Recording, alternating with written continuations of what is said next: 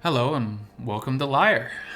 This is going to be my first episode that going to be recording for Lyre, not counting the little VN shenanigan skit that I did.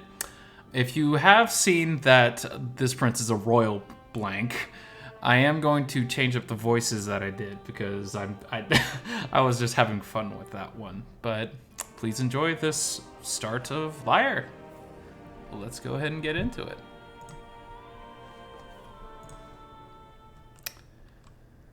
So I'm not actually sure if the main character had a name already, but I'm going to go with Owen just because I kind of like the idea of that for the character and the vibe I'm getting from the VM.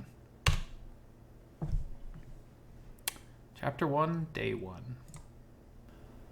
I'm falling, but I don't fear hitting the ground. All around me I see the vast landscape of our continent, Tigran. It is all laid out like a map, slightly curved and difficult to see through the misty clouds. My hands are sprawled out to my side as if I were a bird gliding through the dense air. This slows the process of my descent, allowing me to truly take in the landscape. I guide my body to look behind me to the northeast and see the kingdom of Lyre, a beautiful city with a massive castle surrounded by walls settled on the lands of the fjord, its snow-capped mountains shining pink with sunlight. The grassy hills rolling down to the waters like a thick blanket. I can see the cliffs of the fjord and how they dip into the river below. The path leading up to the north through the mountains is treacherous yet serene. Then stretching across to the west of Tigran, I can see the kingdom of Ern, my home. The waters of the locks are glistening with sunlight, and the white sand of the coast is unnaturally bright. I see ships going in and out of the bay, their sails filled with a deep fall wind. The Shadow Gulch is as ominous as ever, with its cypress trees twisting up from the bottom of the rivers into the sky, shrouding the ground in a deep shadow. My gaze turns to the southern desert, its large plateaus reaching high and forming the canyon pass. This leads down through the Badlands to the kingdom of Driss and its bustling markets. The walls curving with the shape of the dunes, connecting with the citadel, a great impenetrable structure. My eyes then wander around, looking over every detail of the land, forgetting that I'm falling and instead feeling like I'm flying towards wherever my eyes take me. Just as I feel a presence next to me, I see the clouds pulled from my vision as my body is sent higher and higher at a high speed. I feel fear as everything starts to fade from view.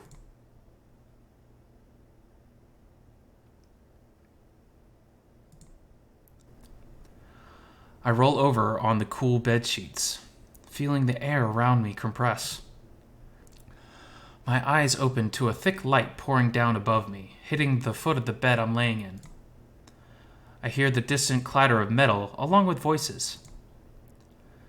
It feels like a cold fall afternoon, and there is a stuffy smell that lingers around me as I see dust particles dancing in the light.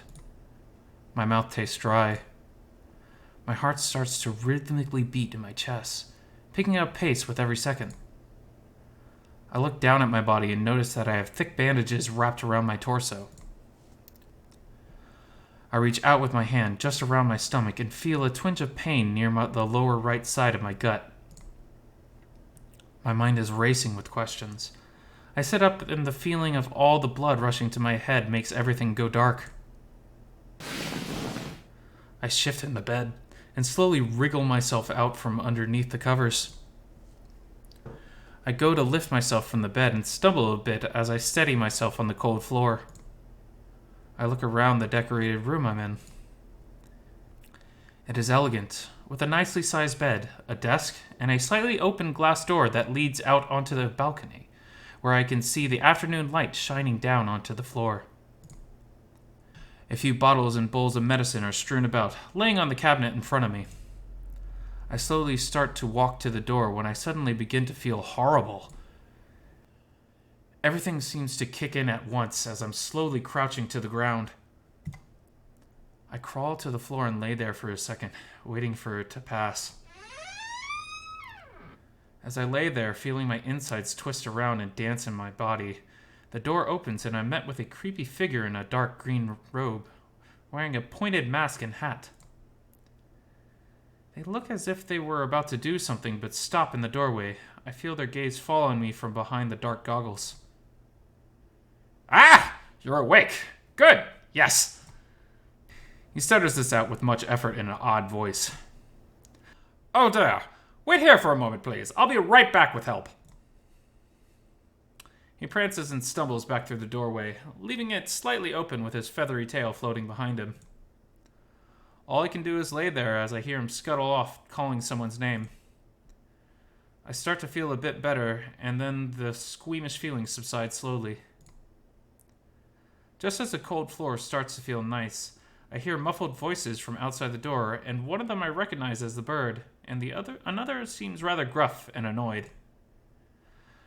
Of course, the minute I leave for a drink, something happens. How long has he been awake? I don't know. He was just lying there on the floor.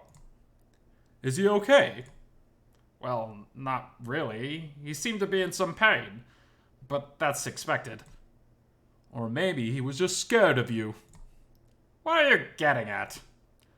That mask makes you look ridiculous. It's a safety precaution. I hear footsteps and voices get closer until they're right outside the door. You'd never catch me wearing one of those. The short cloaked bird shuffles into the room carrying a bag. Walking behind him is a wolfman of sorts. He is very tall and muscular, almost having to bend over to walk through the doorway. He closes the door behind him. His right eye is scarred, and he has a semi-annoyed expression on his face, contrary to his tail slightly swishing left and right. His clothing is simple yet elegant, large, white, and bulky with fur trimming and metal plate armor. A large white cape drapes behind him with a blue interior. I see a symbol on the breastplate which I can somewhat recognize as the king's family sigil, a pair of antlers stretching high. He is coated with dark brown fur, which is very fluffy around the neck. His eyes trail around the room, landing on me. He then walks forward and begins to speak. Do you need any help? I nod my head. He stands awkwardly for a moment before walking forward, his padded feet thumping against the smooth floor. The wolf then proceeds to kneel down and gently reaches out to pick me up. He pauses before hesitantly touching me, reaching under my legs with his paw, and then reaches with his other arm around my back and grips my shoulder. The wolf lifts me up and adjusts me in his grip so that I don't fall. His neck fur grazes against my face as he carries me over to the bed and lays me down in it, gently reclining me back against one of the large pillows. I mumble out some appreciation. Thank you. He grunts in response. God, Leaf, it's fucking cold in here. At least make him decent and give him a shirt to wear. Clothing would mess with the bandages, and fresh air would do him some good. Besides, how are you cold? I'm not, but the floor feels like ice. I'm sure that he's fine. I sit up in the bed with some hesitation and open my mouth to speak. Who are you? The two turn and look at me as Leaf makes a motion to speak. The wolf places a paw on his shoulder. My name is Leo Reed. I'm the commander of the Royal Guard, and this is the royal family physician, Leaf. He says with a certain twinge of proudness, his tail swishing slightly. Yes, I'm sure we can dispense with the formalities now. Do you remember anything before the crash? I look down at my torso and the two connect. So that's what happened. You can't remember? He has a curious look on his face as his eyes stare into mine with extreme intensity, while Leaf scuttles over to the bedside table. Kind of. It's all a bit vague. Here, have some water.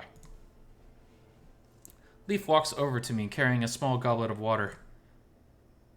I accept it cautiously, bringing it to my lips and taking a short drink. Slowly it all starts to come back to me as I have just woken up after a horrible dream. I was on my way north to the Kingdom of Lyre as an ambassador for the Kingdom of Erin. During a cold and rainy night on the 11th day of travel, as we were nearing the outskirts of the kingdom, I remember minding my own business in a small closed-off cart. Suddenly there was a loud rumbling noise and shouting. That's all I can remember. I can't really remember much of what happened, just everything before blacking out.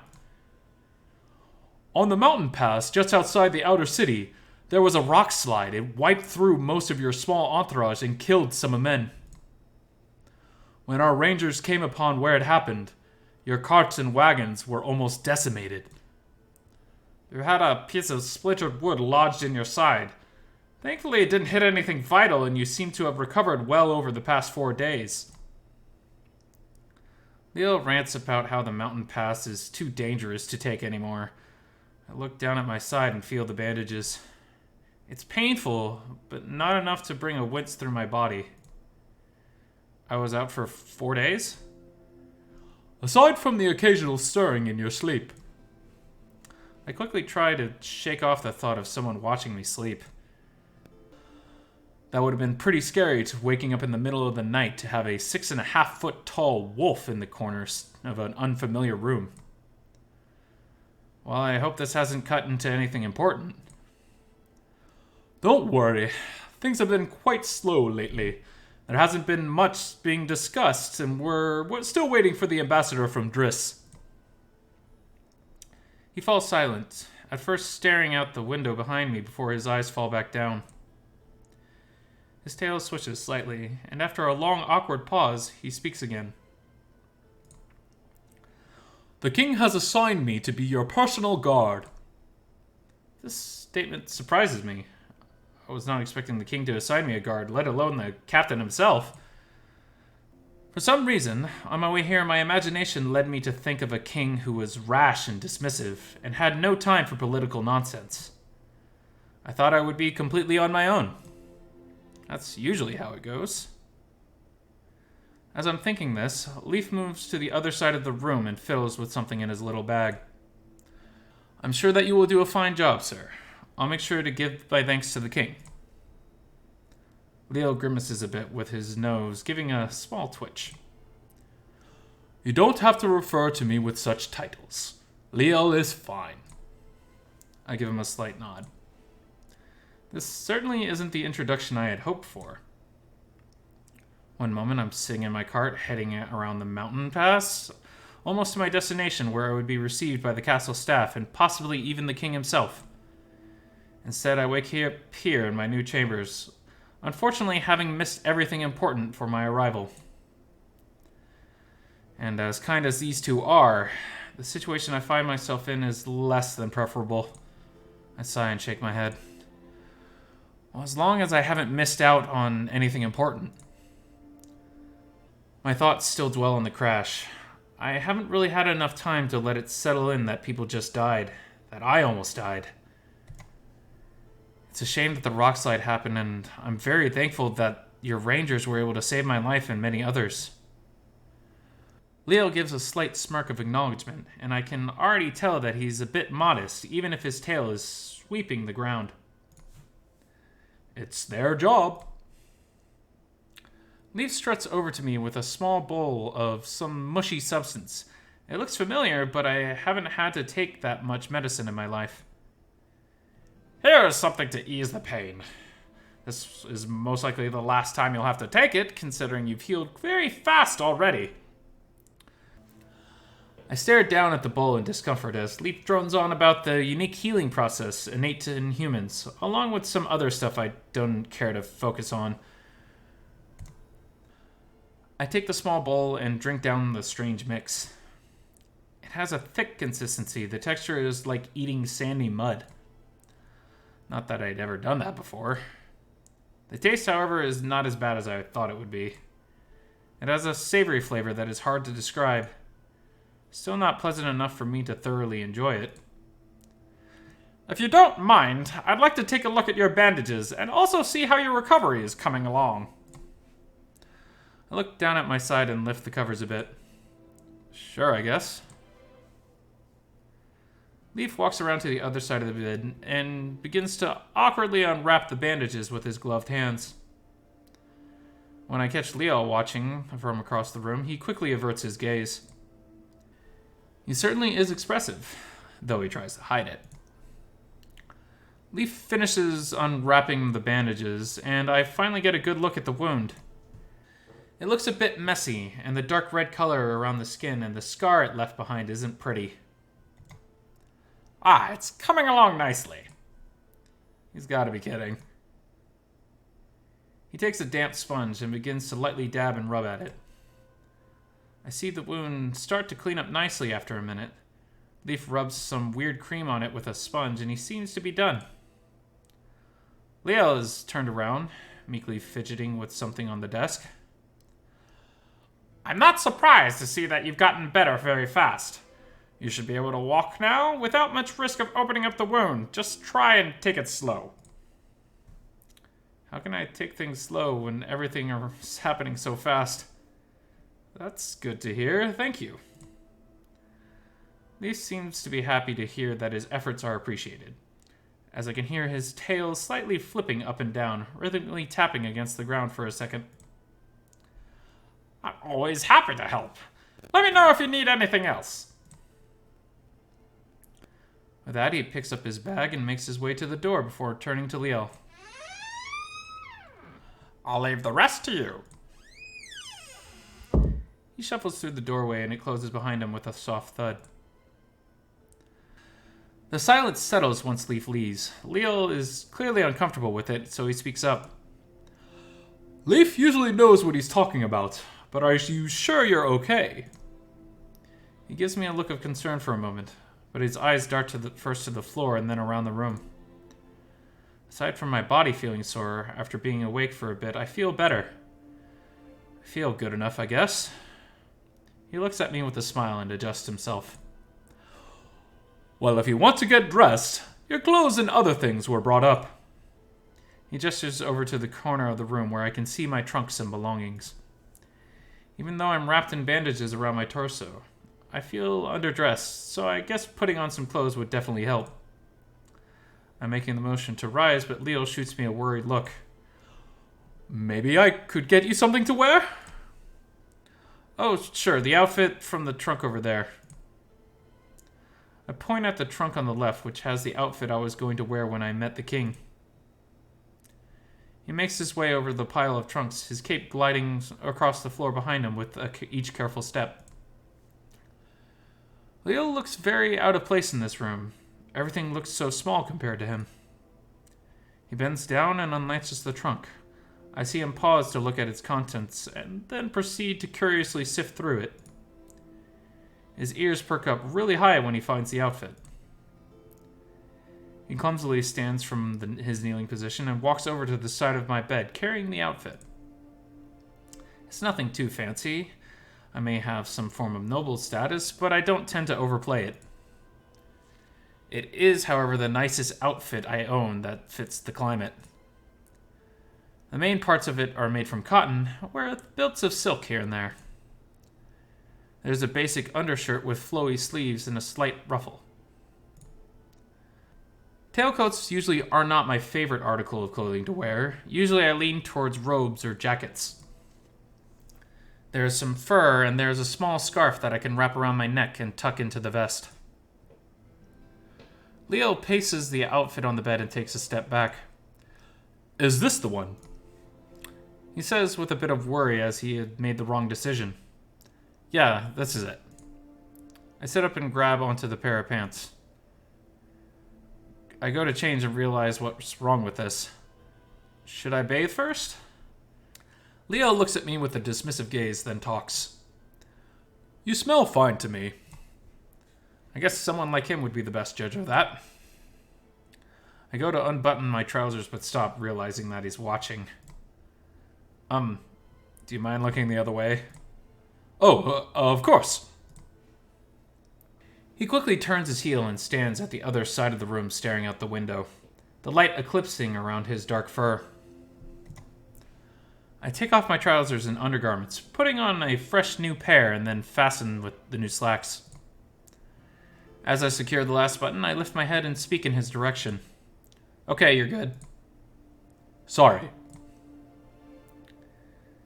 He turns away from the window quickly as if he was frustrated with something happening outside. I reach down for the shirt and bring it over my head. As I raise my arms above my head, I feel a sharp pain in my side and wince. Leo clearly sees this. Maybe I should help? No, really, it's fine.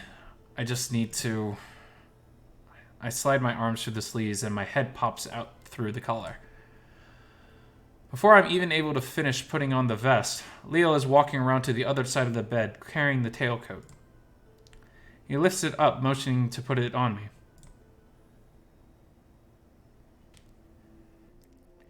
He drapes the coat over me slowly, with the collar fitting around my neck. I carefully embrace it and start putting it on. So you're going to be my guard? If you'll have me. He says that with a solemn look on his face. I guess it wouldn't hurt. I really don't mind it. I don't know if I'll need the protection, but it's always nice to be prepared. It's also nice to have a guide of sorts to show me around. It'll definitely would help. Almost half of your men were wiped out in that disaster. The king thought that you could use some extra paws. And I can show you the castle and escort you in the town. I would like that a lot. Though I don't know if I'll have the time for it. That sounds nice. The king also thought that you might like to have someone in a high position that you can trust. He says with a certain proudness in his voice and a slight smile. I decide to humor him. What makes you think that I trust you?